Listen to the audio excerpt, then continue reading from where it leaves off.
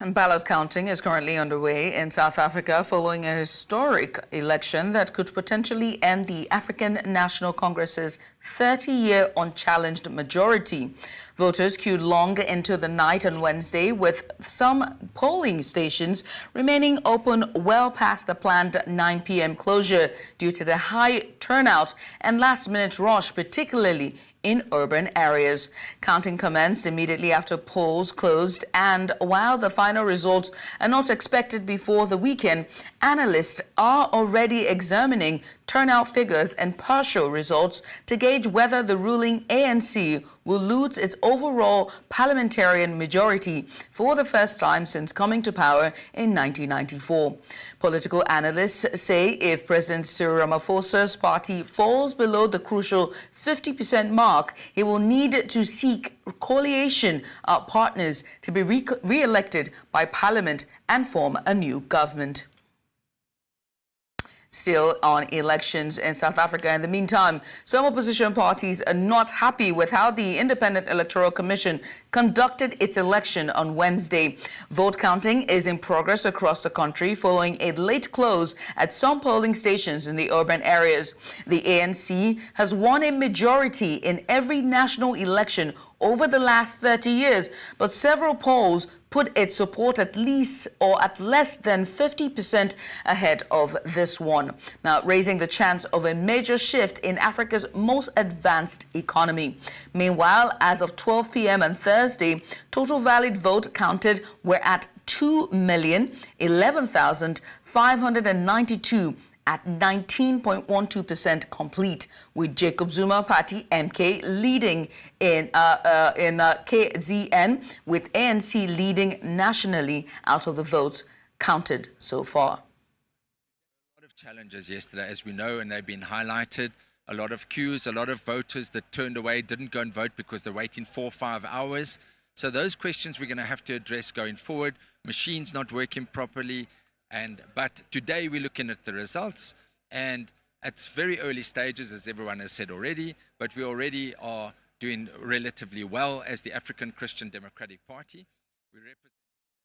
And now to discuss this further, I'm joined by political analyst Sipho Seepe. Sipho Seepe, thank you so much for coming on. Some opposition parties are not happy with how the Independent Electoral Commission, that's IEC, conducted its elections. How will you rate the conduct of the elections so far compared to, the last one from 2019?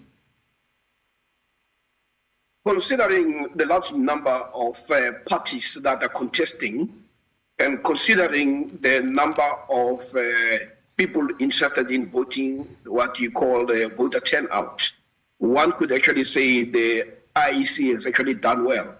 But with a large organization that was required, which required more than 200,000 public officials to be appointed to steer these elections, and with over 23,000 polling stations, one could understand that there might be some hiccups, and there were some hiccups, but they were far in between. So to that extent, the one could understand why parties have almost accepted, grudgingly, some of them, the outcome of the process of these elections. And right now, most parties are simply waiting for the results. If there was any strong irregularity, parties would have lodged court papers and would have challenged the IEC. But at the moment, what you have is simply isolated incidences of incapacity and incompetence.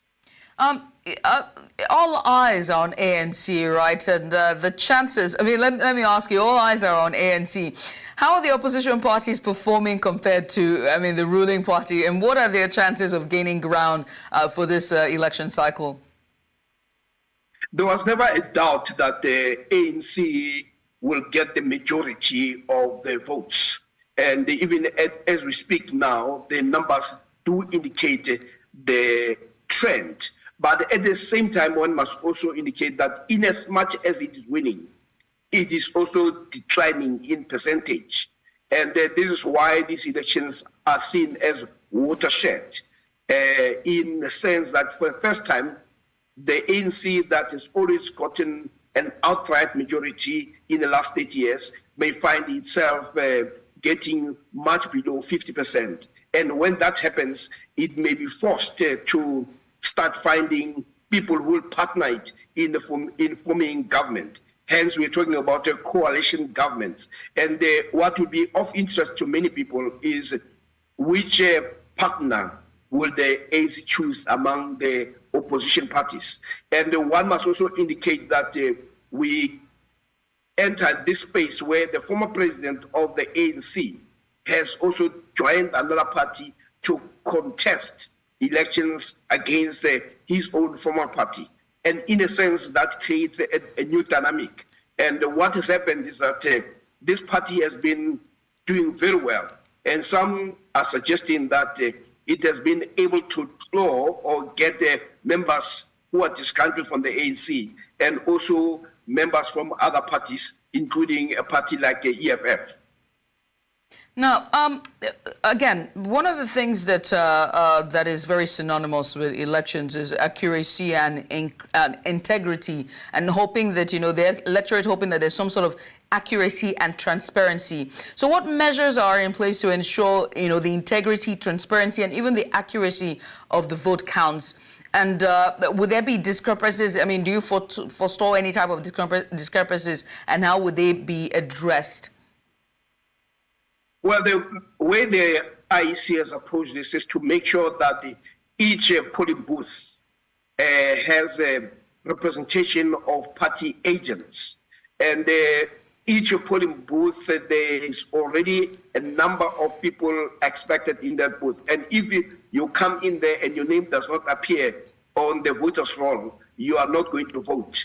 And at the same time, you also have party agents doing the calculation and the summation at the polling booth, where all parties that are contesting will be able to say, these are the results. So you do not have a situation where you have the votes being taken in a box and being counted elsewhere.